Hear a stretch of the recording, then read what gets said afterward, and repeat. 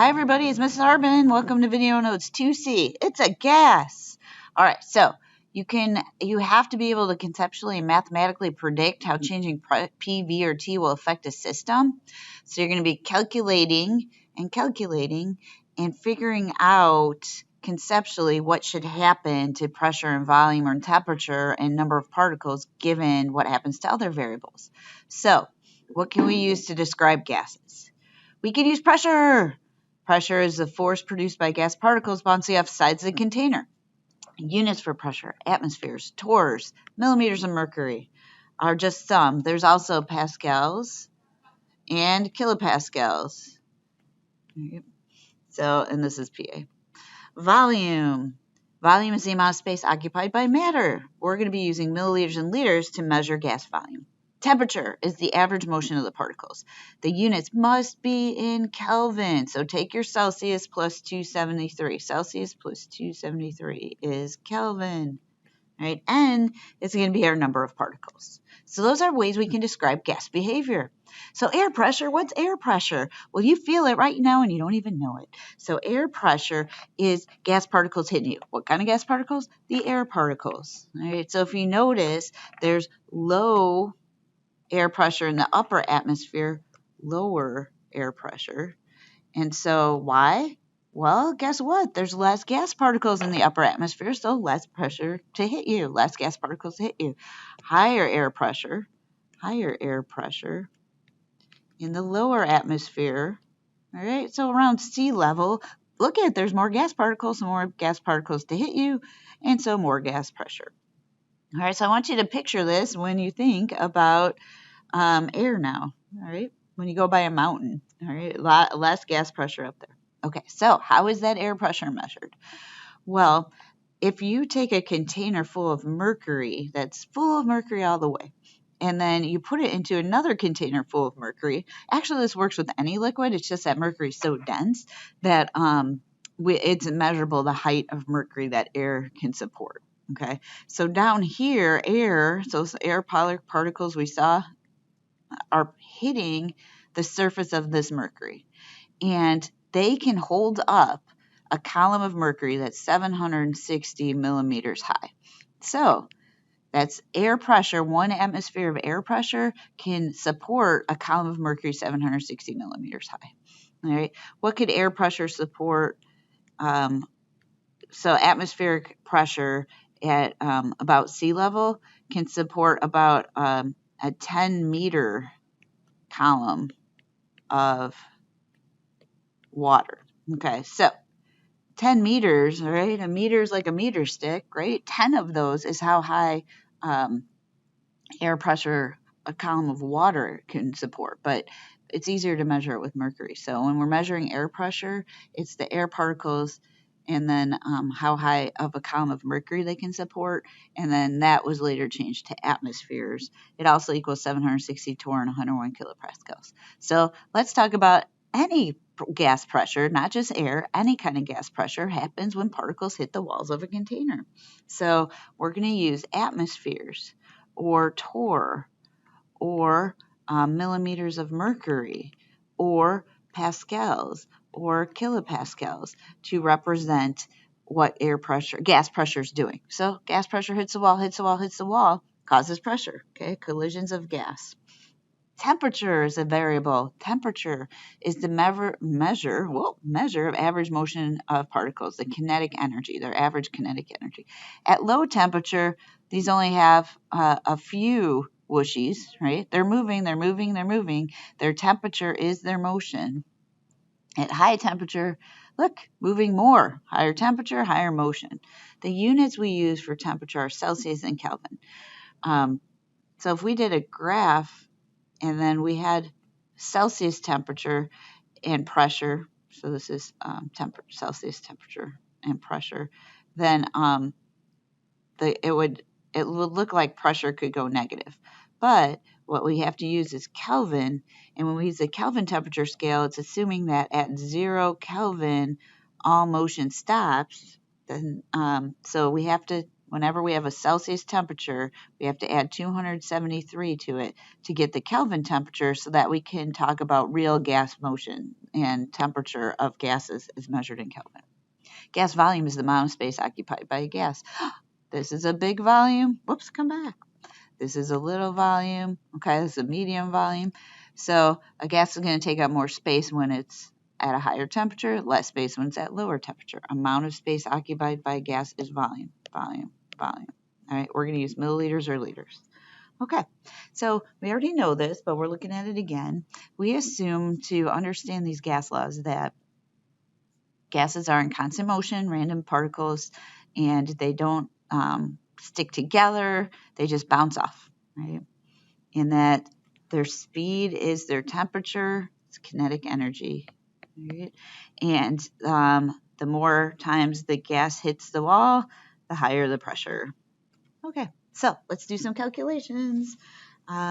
So a gas with a pressure, all right, so this is P, occupies 750 liters. That's a volume. What must the new volume, so we're looking for a V, if we have a P? Okay, so initially we have 3.55 pressure, and that's ATM. Okay, and that's at 75 liters. Okay, now if it doesn't say anything about temperature, we're going to assume it's constant. Okay, if it doesn't say anything about number of particles, we can assume that doesn't change either. So what's the final pressure? It's 5 ATMs. Okay, so, and then the final volume is what we're looking for, so we don't know that. Okay, that's a question mark. Question mark. Okay, so let's think about what happens for P and V. All right, so if we have P and V, here is what the graph looks like for P and V. So that means if pressure is going up, all right, so pressure is going up, so that means volume's going down. So pressure, the effect is that pressure is going up because the number got bigger. So what should happen to volume? Volume should go down. So when we do the math, we got to start with our volume, which was 75 liters, and we know, according to what we thought about, that since the pressure went up, the volume needs to go down. So I have to take my pressure values and put them in a fraction, a ratio, so that when it multiplies by the volume, that the volume number is going to go down. So I put the bigger number on top, I'm sorry, I said bigger. Who says that? All right. So the bigger number's on the bottom and then smaller on top, because when you multiply by a fraction that's less than 1, then that number is going to go down. Okay, atmospheres cancel, we're left with liters. We find out that it's 53.3 liters is what the volume will go down to. All right, so did the volume go down? Yes. Why? Because the pressure went up. All right, more gas math, woo! All right, so this time we got to analyze our problem, and we find out that a basketball is actually larger on a hot day than a cold day. If the basketball is 3 liters, so that's a volume, all right, that's a volume, and a 28-degree day. Now, notice 28 degrees Celsius. Celsius is not allowed, so we have to change it. So 28, so it was temperature of 28 degrees plus our 273 to change it into Kelvin, and we find out that's 301 Kelvin. All right. Now, we want to know what its volume is going to be.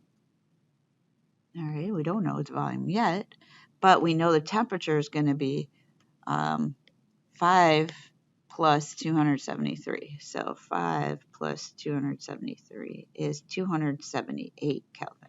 All right, so it doesn't say anything about pressure, so it must be constant pressure. It doesn't say anything, but the number of particles must not change. All right, so pressure's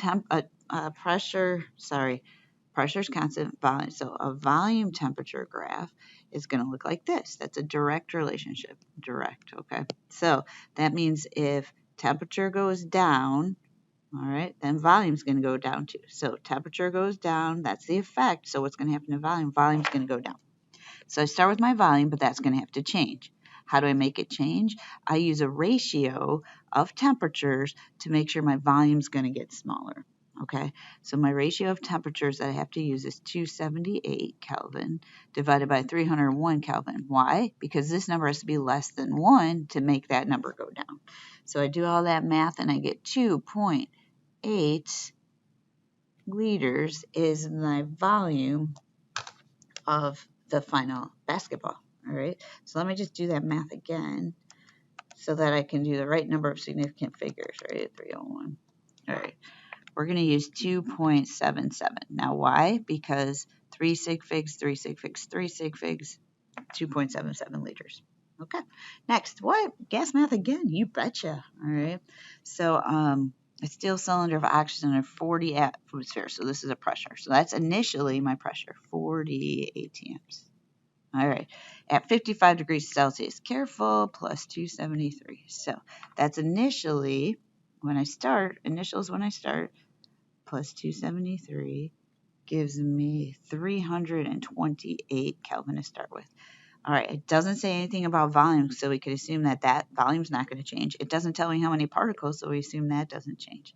So then we get a negative 120, okay? So absolute temperature scale can't be negative. So when we add 273 to that, we get, so negative 120 plus 273 gives us 153 Kelvin. It said, what would the pressure be? So this is our question mark. We don't know what the final pressure would be. So let's see what happened to temperature. Temperature goes down. All right, so the graph of pressure and temperature is like this. So if temperature goes down, pressure goes down. So the effect of temperature going down means the pressure is going down. So we take our 40 ATMs, that's our atmospheres of pressure, and we know it's got to go down. It's got to get smaller. Okay, so how do we make it get smaller? Well, we take the 153 Kelvin on the top and the 328 Kelvin and put it on the bottom. So Kelvins cancel, and we get 18.7 atmospheres as our answer. Okay, so we said the temperature went down, so the pressure should. So this is a lower pressure. All right, make sure you use Kelvin only. Okay. Kelvin only. So add your 273 to Celsius. All right. Can more than two things change? Well, you bet they can, right? So we have 300 milliliters. That's a volume. That's initially. So, oh, come back. All right. So 300 milliliters. All right. Negative 25 plus 273. Okay. So we're at 248. So negative 225 degrees Celsius plus 273 gives us 248 Kelvin. That's initially. All right. Oh, and a pressure of 500 torr. So we have a pressure of 500 torr. All right. What's the deal? It looks like the number of molecules aren't changing. So the number of particles stays constant. What would the temperature have to be? So we're looking for T. We don't know what the final temperature is yet. So that the gas occupies 200 milliliters. So the final volume is 200 milliliters. What happened to volume? Volume went down. Okay, at 550 torr, 550 torr. What happened to the pressure? Pressure went up. Okay, so what should happen to temperature? Well, because volume went down, pressure should go up. All right, so, and then because pressure went up, temperature should go up. So two factors are indicating that temperature should go up. Okay. So what we have to do is take our temperature to 48 Kelvin, and we're going to use the volume factor first. The volume went down, so the temperature should go up. So I need to use my volumes to make the temperature get bigger. So I'll put the 300 on the top and 200 on the bottom, and that'll make the temperature get bigger. Okay. According to my information, oh, who's lying here? Harbin's lying. I hate when she does that. Okay, volume went down. So according to our volume, temperature should go down. Okay, so I need to switch this because this is good. This is good. See, Harbin messes up, but then she thinks about it and she switches it. According to our problem, volume went down. So what should that do to temperature? That should make the temperature go down. So I have to put the 200 milliliters on top and the 300 milliliters on the bottom because I want volume. Volume is going to make the temperature go down. Okay. Now what do I need to do? I look at the pressure, and pressure went from 5 to 550, so pressure went up. Well, when pressure goes up, temperature goes up. So even though the volume made the temperature go down, the change in pressure should make the temperature go up. So this time, all right, I got it together finally, you guys. Woo, yay, Harbin, woo. All right, so I cheered for myself. And why did I put the 550 on the top? Because the pressure went up, so the pressure effect will make the temperature go up. So I put the bigger number on top. Okay, and when I multiply that out, 248 times 200 divided by 300 times 550 divided by 500, I get 182 Kelvin will be the final temperature of that. So what do these arrows do? Well, you look at the effect of volume and what it's going to do to temperature, the effect of pressure and what it's going to do to temperature, and then you use those ratios to make that arrow happen. Okay, one more time, this, but no math, all right? Well, what happened to a gas with a pressure of 760? So initially 760 millimeters of mercury is the pressure. And that was at constant temperature. Don't change that. In a rigid container, that means we can't change its volume. And so we start with 200 particles, right? And it goes up to 400 particles. So if the number of particles goes up, what is that going to do to pressure? Well, 200 particles to 400 particles, all right, if we did a graph for that, pressure and number of particles, if you increase the number of particles, you're going to increase the pressure. So the pressure is going to go up. All right, so pressure will go up. Will go up. All right. And that was not a math one, that was just a reasoning one. Okay, so to review, to do gas math, think about it first, picture it, do a change table. Okay, so those are the change tables where you fill them in with the arrows and stuff. Make sure to know the graphs. All right, that's it. Hopefully you can do these things, and we're going to practice in class. Peace out.